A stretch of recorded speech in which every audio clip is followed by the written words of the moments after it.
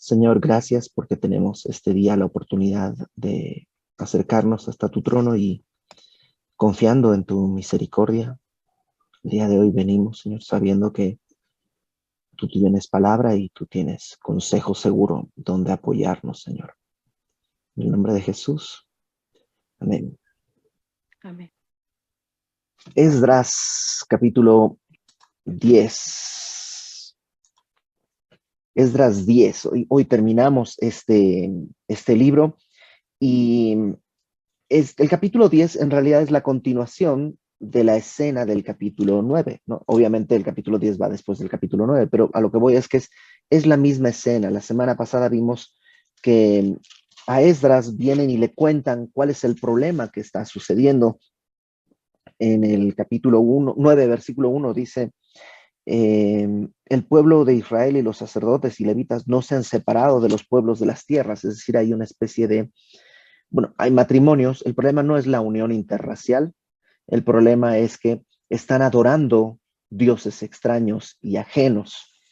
Y bueno, eso vimos la semana pasada.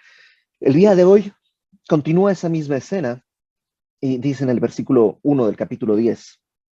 Mientras oraba Esdras y hacía confesión, llorando y postrándose delante de la casa de Dios, se juntó a él una muy grande multitud de Israel, hombres, mujeres y niños, y lloraba el pueblo amargamente. Y lo primero que vemos es que todo esto que está sucediendo es la gracia de Dios que les muestra su pecado, porque ya vivían así muchos años, pero algo pasa que Dios les muestra. Viene este momento en el que Esdras está confesando. La semana pasada leímos y, y ahora ese lamento se extiende a todo el pueblo, porque no hay avivamiento sin arrepentimiento.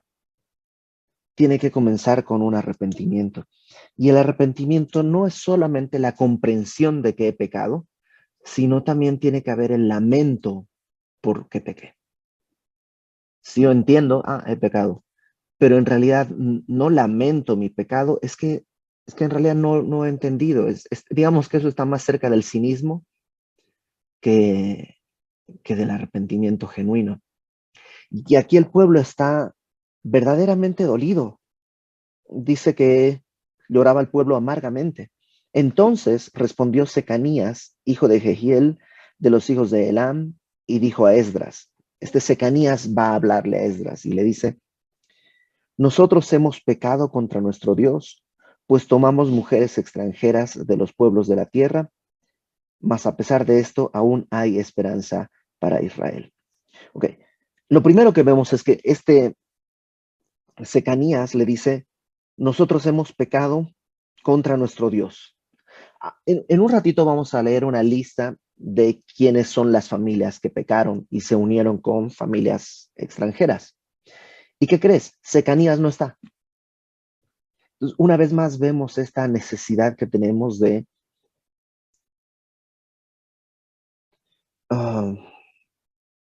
entender que no podemos interceder si no hay una identificación por el pecado. Yo, mi esposo, no sé qué, es un borracho. No puedo orar diciendo, Señor, perdónale, es un borracho, mira cómo vive, cómo no te escucha, cómo te desprecia, porque inmediatamente eso me hace pensar a mí, bueno, es que yo no soy borracho, yo no soy como él. Y eso me pone en un punto de juez más que de un pecador igual que mi esposo o mi esposa. Lo vimos la semana pasada, Esdras ora como si él fuera parte del pueblo pecador, porque es parte del pueblo pecador. Y Secanías también dice, nosotros hemos pecado contra nuestro Dios, pues tomamos mujeres extranjeras, aunque él no lo ha hecho, él sabe que es parte de un pueblo pecador.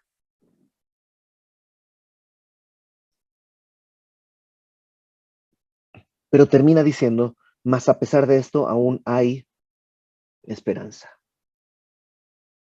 Y estamos en el Antiguo Testamento. Y en el Antiguo Testamento se entiende que hay esperanza. ¿Dónde está la esperanza? En el arrepentimiento. Porque han sido confrontados con su pecado, han visto su pecado y van a responder al pecado que cometieron. Hay esperanza.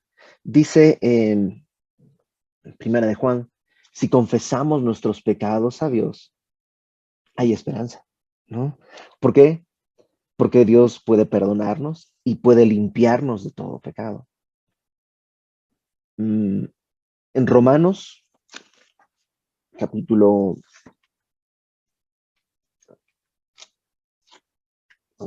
capítulo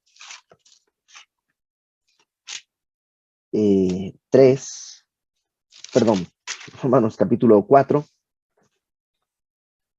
dice en el versículo 6, como también David habla, Romanos 4, 6, como también David habla de la bienaventuranza del hombre a quien Dios no atribuye justicia sin obras, perdón, a quien Dios atribuye justicia sin obras, diciendo, bienaventurados aquellas cuyas iniquidades son perdonadas. No dice aquellos que no tienen iniquidades, porque entonces no habría nadie, sino aquellos cuyas iniquidades han sido perdonadas, cuyos pecados son cubiertos. No dice aquel que no peca, sino aquel cuyos pecados han sido cubiertos, aquel que ha entendido su pecado, ha confesado su pecado y entonces ha visto cubierto su pecado. Verso 8, bienaventurado el varón a quien el Señor no inculpa de pecado. No dice que no es pecador, sino que Dios no le inculpa. La palabra inculpar ahí es como hacer un inventario. Dios como que no te encuentra pecado, y no es porque no pecaste, es porque Dios perdona tus pecados. Entonces hay esperanza, y Secanías dice, hay esperanza para Israel. Verso 3, ahora pues hagamos pacto con nuestro Dios, que despediremos a todas las mujeres y los nacidos de ellas, según el consejo de mi Señor, y de los que temen el mandamiento de nuestro Dios, y hágase conforme a la ley. ¿Qué están diciendo? Ok, pues vamos a despedir a nuestras esposas, nos vamos a divorciar de estas mujeres con las que nos hemos casado y vamos a despedir también a los hijos de esas relaciones. Y eso es algo muy fuerte, porque no solo se trata de que, bueno, pues ya yo pequé, ajá, pero ahora la mujer con la que te casaste la estás dejando divorciada. Y a los hijos que nacieron de ese matrimonio los están dejando fuera de, del hogar de papá y mamá. Básicamente los estás sacando. Y, y eso es algo muy fuerte. Perdón, en el chat dice Kika, los versículos fueron Romanos 4, creo que del 6 al 8. Y esto es muy fuerte.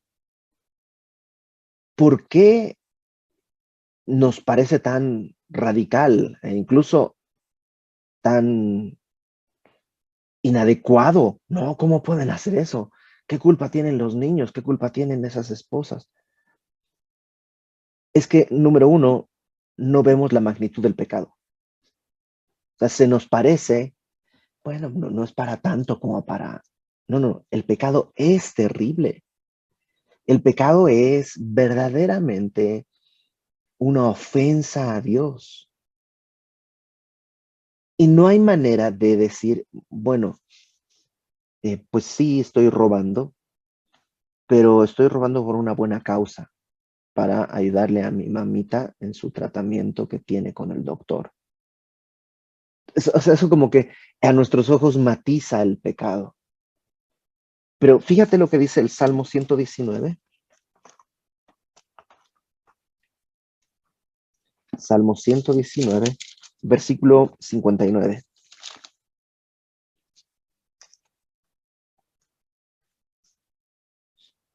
Salmo 119, verso 59. Consideré mis caminos y volví mis pies a tus testimonios. ¿No? Lo primero que haces. Considerar, reconocer que eres un pecador, volver a los testimonios, a la palabra, Y dice el verso 60, me apresuré y no me retardé en guardar tus mandamientos, que es donde a veces tropezamos. Sí, ya entendí, ya sé que estoy mal, ya pequé, sí, y me quedo ahí, en ese limbo, que pareciera ya no soy un pecador obstinado porque ya me arrepentí, pero tampoco estoy yendo a cumplir tu mandamiento en arrepentimiento, en lo que tenga que hacer. Nomás estoy ahí. Ahora, hay un detalle más que está sucediendo y Malaquías, que va a ser un profeta que va a aparecer un poquito después, pero enfrenta más o menos las mismas circunstancias. Si me acompañas a Malaquías, por favor, al capítulo 2, versículo 10. Malaquías es posterior, no está hablando de este momento exacto en el tiempo, pero la circunstancia es la misma. Malaquías 2:10 dice, ¿no tenemos todos un mismo Padre? ¿No nos ha creado un mismo Dios? Y la respuesta es sí, Dios. Tenemos un mismo Padre y nos ha creado un mismo Dios.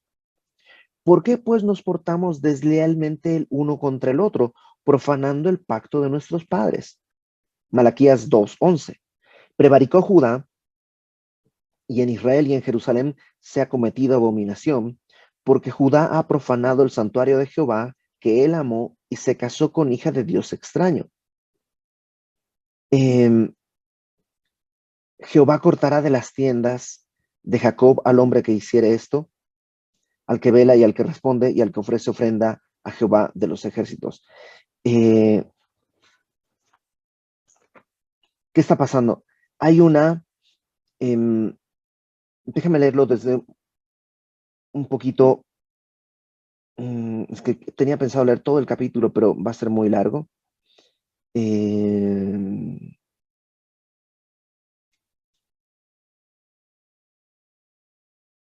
bueno, vamos a quedarnos con eso. En el versículo 11 dice que se casó con hija de Dios extraño, pero en el versículo 10 nos dice que hubo una deslealtad. ¿Qué es lo que había pasado? Pues que estos hombres estaban casados con una judía y en deslealtad se divorciaron de su esposa y se casaron con una mujer ajena. Y por eso ahora que viene el arrepentimiento, están dejando a su esposa extraña para regresar con su primera esposa.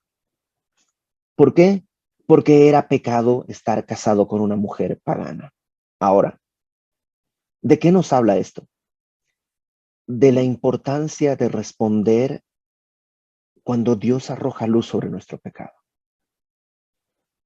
¿Qué sucede en el Nuevo Testamento? En cuanto a matrimonio, la situación ya no es igual. Pablo dice, si estás casado con un hombre incrédulo o si estás casada con un hombre incrédulo o casado con una mujer incrédula, no te separes, porque de esta manera tal vez el evangelio puede llegar a tu cónyuge. Ya no es lo mismo, no estamos hablando de esta situación. También nos advierte, no te unas en yugo desigual. ¿Qué pasa si me uno en yugo desigual? Pues tarde o temprano el hilo se va a romper, tarde o temprano esto va a terminar mal. Pero ya no hay esta instrucción de abandona y regresa con tu primer esposo, porque el mundo es mucho más complejo. De hecho, a los corintios lo que les dice es cada uno quédese en el estado en el que fue llamado. Yo atendí alguna vez un matrimonio que tenían un relajo porque ellos no estaban casados o no, ya se habían casado, pero ella tenía un matrimonio anterior, tenía un hijo de su matrimonio anterior, pero a su vez tenía otro hijo de alguien que no había sido su esposo y por eso se divorciaron y ahora tienen este esposo y él, pues ahora tiene una mujer, una amante y tiene un hijo con esa amante y entonces los dos estaban queriendo ahora obedecer al Señor, pero entonces no sabía si ella tenía que volver con el papá con su primer matrimonio o sea, era un relajo lo que había en su vida y lo único que bastaba decir es, ok, los dos están conociendo al Señor ahora, están casados, empiecen acá. No puedes desenredar porque ya no sabes qué es lo que pasó, si el otro marido, el que era tu amante ahora ya está casado, o sea, es demasiado complejo. Entonces, en aquel momento, lo correcto era dejar a esta mujer con la que estoy y regresar con mi esposa, porque ese es el llamado que Dios me dio en principio. De lo que nos habla el mensaje central, por decirlo de alguna manera, no es una estrategia para ver qué hacer si me divorcio o no me caso, sino la importancia de ver el pecado y de reaccionar de manera radical. Porque a veces cuesta. ¿Y cuánto habrá costado a estos hombres decirle adiós a sus hijos y a sus esposas con tal de obedecer a Dios? Y cuesta y duele, sí, pero el pecado siempre cuesta y duele más. Y quedándose con esas mujeres, sus vidas no iban a ser buenas, no iba a estar bien. Entonces dicen, vamos a hacer un pacto y lo vamos a despedir a las mujeres y a los hijos conforme a la ley. Verso 4 de Esdras 10. Levántate, le dicen a Esdras, levántate, esta es tu obligación y nosotros estaremos contigo. Esdras, acuérdate que estaba orando, estaba llorando. Dicen, levántate, tienes que ayudarnos con este pacto. Nosotros estaremos contigo, esfuérzate y pon mano a la obra. Entonces se levantó Esdras y juramentó a los príncipes de los sacerdotes y de los levitas y a todo Israel que harían conforme a esto, y ellos juraron. Entonces dice, ok, pero antes de hacer este pacto con Dios, juremos que va a ser así, porque qué tal que solo es emoción y que ya mañana, no, sabes que no puedo dejar a mi esposa, ¿cómo crees? Es que es la dueña de la casa y no sé qué. Lo que hacen es un pacto y un juramento de que van a cumplir esto. Se levantó luego Esdras delante de la casa de Dios y se fue a la cámara de Johanán, hijo de Eliasib, e ido allí. ¿Te acuerdas que él estaba ahí en la frente al templo? Y se levanta y se va a un lugar privado. Y dice ahí, no comió pan ni bebió agua porque se entristeció a causa del pecado de los del cautiverio. Ahora no solo está triste por el pecado, sino porque hay consecuencias muy fuertes de ese pecado que cometieron. Y sí, lo que el hombre sembrare, eso cosechará. Es imposible que las consecuencias de nuestros pecados no nos alcancen. Ok, puede ser que cuando nos arrepentimos nos van a alcanzar de la mano de Dios. Eso es mejor. Pero tarde o temprano lo que está sembrado va a salir. No hay forma de que no suceda. Dios no puede ser burlado. Verso 7. E hicieron pregonar en Judá y en Jerusalén que todos los hijos del cautiverio, o sea, los que regresaron de Babilonia, se reuniesen en Jerusalén y el que no viniera dentro de 3 días, conforme al acuerdo de los príncipes y de los ancianos, perdiese toda su hacienda y al tal fuese excluido de la congregación de los hijos del cautiverio. O sea, están tan en serio que aquel que no se presente, que tenga una mujer extranjera que no se presente, va a perder su herencia y va a ser declarado como excomulgado, digamos, pero va a ser expulsado de la nación del pacto. Verso 9. Así todos los hombres de Judá y de Benjamín se reunieron en Jerusalén dentro de los 3 días, a los 20 días del mes, que era el mes noveno, y se sentó todo el pueblo en la plaza de la casa de Dios, temblando con motivo de aquel asunto y a causa de la lluvia. Entonces se reunieron ahí en el atrio del templo y temblaban por 2 razones, por el frío, por la lluvia, pero también por el asunto que estaban por tocar. Y es un día feo, y está gris, y llueve, y no sé si alguna vez porque a veces dices, ay, qué bonito, está lloviendo y todo, pero hay días que son grises y que te puedes sentir mal y encima está lloviendo. Así era. Verso 10. Se levantó el sacerdote Esdras y les dijo, vosotros habéis pecado en cuanto, por cuanto tomasteis mujeres extranjeras, añadiendo así sobre el pecado de Israel.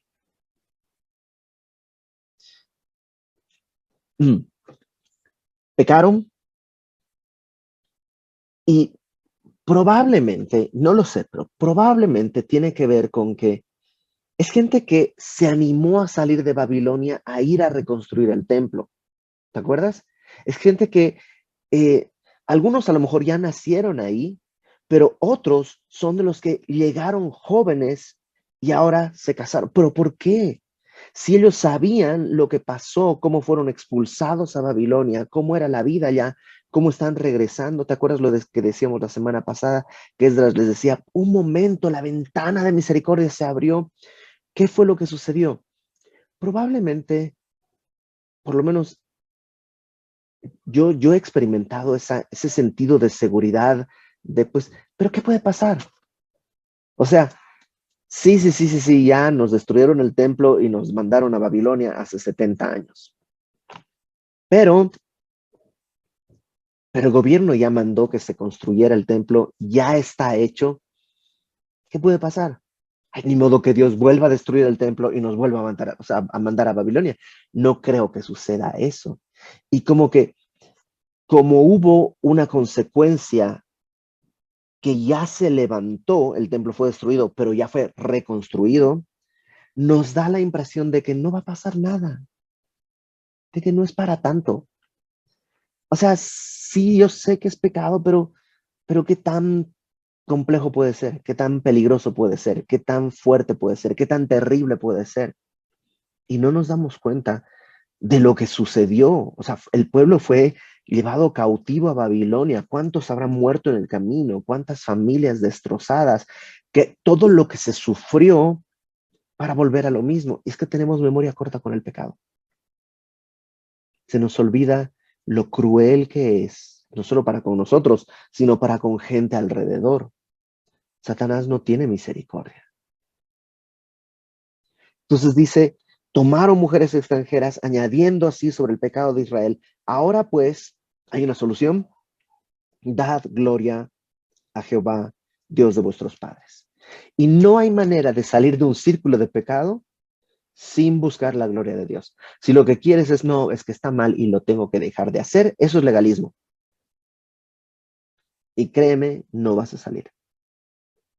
Pero si lo que tienes en mente es la gloria de Dios, no puedo permanecer en esto, pues la gloria de Dios está en juego.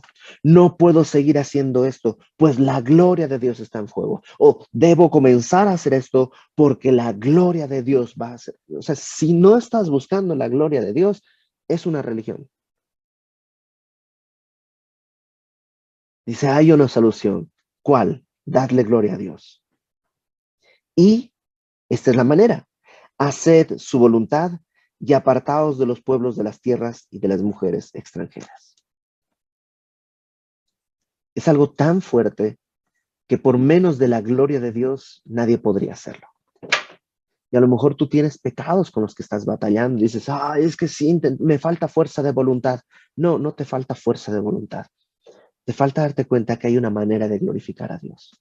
Por eso Santiago dice que ay, cuando uno es un versículo antes, bienaventurado el hombre que soporta la tentación, Santiago capítulo 1, bienaventurado el varón que soporta la tentación, Santiago 1:12, bienaventurado el varón que soporta la tentación, porque cuando haya resistido a la prueba, recibirá la corona de vida que Dios ha prometido a los que le aman. A veces ante la tentación sientes que te quieres morir. Ajá. Pero si pones la gloria de Dios en medio, vas a poder resistir la tentación por la gloria de Dios y vas a recibir la corona de vida que Dios ha prometido, dice ahí en el verso 12, a los que le aman. Por eso es la gloria de Dios.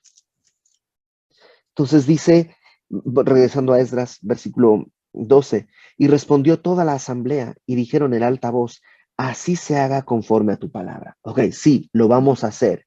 Esto es muy fuerte, esto es muy duro, esto es muy doloroso, pero lo vamos a hacer. Verso 13, pero el pueblo es mucho y el tiempo es lluvioso, y no podemos estar en la calle, ni la obra es de un día ni de dos, porque somos muchos los que hemos pecado en esto. O sea, no lo podemos resolver acá. Ahorita no se va a poder resolver. Sí, hay que resolverlo de la manera en la que está establecido, pero ahorita el clima está feo, nos vamos a enfermar, no se puede, no podemos estar aquí bajo la lluvia, somos demasiados. Ahora, cuando leamos la lista que está al final, en realidad no son tantísimos, pero ¿cuántos son necesarios para considerar que hay un pecado grave? Con uno ya sería, ¿te acuerdas? Cuando Josué dice, no tomen nada de Jericó, pero Acán va y toma, con uno se produce la derrota contra la ciudad de Jai. Entonces, dicen, son muchos los que hemos pecado, verso 14, sean nuestros príncipes los que se queden en el lugar de toda la congregación, y todos aquellos que en nuestras ciudades hayan tomado mujeres extranjeras, vengan en tiempos determinados, y con ellos los ancianos de cada ciudad y los jueces de ella, hasta que apartemos de nosotros el ardor de la ira de nuestro Dios sobre esto. ¿No sabes qué? Que se queden las autoridades y nosotros vamos viniendo por tiempos, ¿no? Tal pueblo, tal día, tal pueblo, tal fecha. Y así vamos viniendo a, pues, a dar testimonio de que estamos haciendo lo correcto, que estamos despidiendo a las mujeres extranjeras, tal como tiene que hacerse. Verso 15. Solamente Jonatán, hijo de Asael, y Jaazías, hijo de Tieba, se opusieron eh, a esto, y los levitas Mesulam, Sabetai les ayudaron. ¿Por qué se opusieron? No se nos dice. A lo mejor dijeron, no, no podemos dejar a nuestras esposas, eso sería inhumano, eso no sería correcto, tal vez es eso, pero otros piensan que más bien lo que están diciendo es, no, no, no nos podemos ir, tenemos que resolverlo esto aquí y ahora, no, no despidamos a la asamblea, que cada quien se vaya, porque quién sabe cuántos van a regresar a cumplirlo, ya estamos aquí, pues, no se sabe cuál de las dos cosas es lo que estos hombres estaban reclamando. Si resolverlo ahorita o más bien no querer resolverlo. La verdad es que no sabemos. Verso 16. Así hicieron los hijos del cautiverio y fueron apartados el sacerdote Esdras y ciertos varones, jefes de las casas paternas, según sus casas paternas. Todos ellos por sus nombres se sentaron en el primer día del mes 10 para inquirir sobre el asunto. Entonces comienzan por citas, ¿no? Ya están las autoridades. Y terminaron el juicio de todos aquellos que habían tomado mujeres extranjeras al primer día del mes primero. 3 meses tardaron en hacer todo este tipo de, todos estos divorcios. De los hijos de los sacerdotes que habían tomado mujeres extranjeras, fueron hallados estos. Y aquí vamos a comenzar con una lista larga y la voy a ir leyendo. De los hijos de Jesúa, hijo de Josadac, y de sus hermanos, Maasías, Eliezer, Jarib y Gedalías. Esto es muy doloroso. Son los hijos de Jesúa. ¿Sabes quién es Jesúa? El que fue sumo sacerdote en el tiempo de Zorobabel, unos 70 años antes. ¿Te acuerdas que Zorobabel llega y Josué o Jesúa es el sacerdote que está ahí? Bueno, sus hijos están caminando con mujeres extranjeras. Qué doloroso. Verso 19. Y dieron su mano en promesa de que despedirían a sus mujeres y ofrecieron como ofrenda por su pecado un carnero de los rebaños por su delito. De los hijos de Imer, Hanani y Zebadías. De los hijos de Harim, Maasías, Elías, Semaías, Jehiel y Usías. De los hijos de Pasur, Elioneai, Maasías, Ismael, Natanael, Josabad y Elasa. De los hijos de los levitas, Josabad, Simei, Kelaía, Esquelita, Petaías, Judá y Eliezer. De los cantores, Eliasib, y de los porteros, Salum, Telem y Uri. Asimismo de Israel, esos eran como de los que estaban cercanos al templo. Ahora del verso 25, de Israel, de los hijos de Paros, Ramía, Jasías, Malquías, Mijamim, Eleazar, Malquías y Benaía. De los hijos de Elam,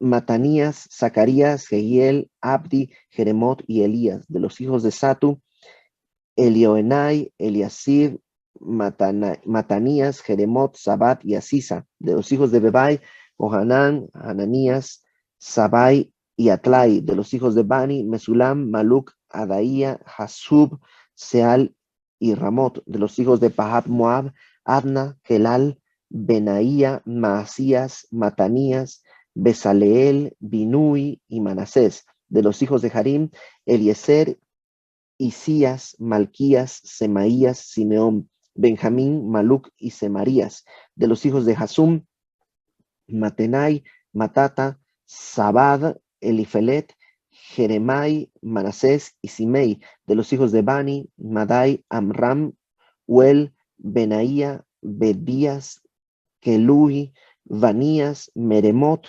Eliasib, Matanías, Matenai, Jaasai, Bani, Binui, Simei, Selemías, Natam, Adaía, Macnadebai, Sasai, Sarai, Azarreel, Selemías, Semarías, Salum, Amarías y José. De los hijos de Nebo, Jehiel, Matatías, Sabad, Sebina, Jadau, Joel y Benaía. Todos estos habían tomado mujeres extranjeras y había mujeres de ellos que habían dado a luz hijos. Y ahí acaba. Y tú dices, pero ¿cómo? ¿Por qué se acaba así el libro? En un momento, digamos, de triunfo, si tú quieres, porque están arrepintiéndose, pero de tanto dolor no hay y vivieron felices. Y... No, no hay. No hay porque no puede haber sin Cristo. No existe un final feliz sin Cristo. Y esto es antes de Cristo. Y nos quedamos con ese sabor amargo porque no ha terminado la historia. Y yo creo que Dios quiere dejarnos en claro, no ha acabado acá. Sí está un dolor, sí es un asunto doloroso, pero no ha terminado. Si leíste El Señor de los Anillos alguna vez, el capítulo 2 termina horrible, horrible. Se murió Gandalf, mataron ¿cómo se llamaba? A este hombre eh, que lo matan los Uruk-hai, Frodo y Sam tienen que irse solos, se divide la... O sea, yo recuerdo cuando terminé de leer el primer libro, fue así como, ¿cómo? O sea, no puede acabar así. Esto está muy triste. Pero esto que estamos viendo es peor porque esto es la vida real. Y a lo mejor el día de hoy tú dices, ok, se está acabando el día y el día está acabando muy mal y muy triste. Sí, pero Dios no ha terminado de escribir. O sea, a lo mejor necesitas pasar por esto. A lo mejor hay cosas que necesitas soltar y dejar y arrepentirte y permitir que Dios siembre. En Jeremías, en el capítulo 1, ya con esto terminamos. En Jeremías, en el capítulo 1,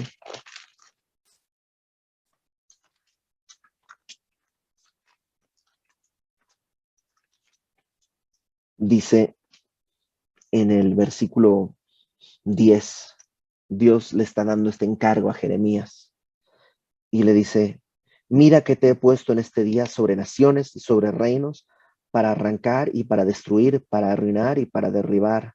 Y tú dices, ¿estoy para eso? Es horrible. O sea, te imaginas, yo soy el que arranca, rompe, arruina, destruye, pero es que muchas veces es necesario arrancar, romper, arruinar, derribar y luego dice, para edificar y para plantar.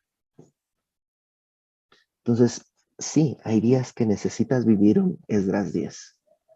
Ese momento de dolor en que parece que nada va a estar bien, que todo está saliendo mal. Pero si Dios con eso está trayendo a tu corazón un pecado que necesitas soltar y resolverlo, no pierdas la oportunidad, porque Dios no ha terminado con su pueblo.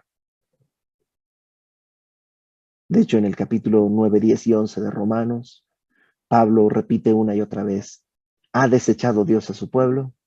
En ninguna manera. No. Okay, pues vamos a orar. Señor, gracias porque lo que vemos es que aún los días difíciles y dolorosos son parte de tu plan para santificarnos. Si hay algo en lo que tenemos que nosotros tomar decisiones drásticas, aun si son dolorosas, danos fuerza, Señor. Danos fuerza, coraje, valor, pero sobre todo, Señor, danos una perspectiva de tu gloria, que podamos hacer todas estas cosas para glorificarte, buscando tu gloria, no como un acto moral o de fuerza de voluntad, sino en verdad como buscando tu gloria. Y que eso nos lleve a soltar el pecado, abrazar la cruz y que negándonos a nosotros mismos podamos seguirte y ser tus discípulos. Gracias, Señor, por este libro que termina muy mal, pero gracias porque no acabó ahí la historia. Así el día de hoy, Señor. En el nombre de Jesús. Amén.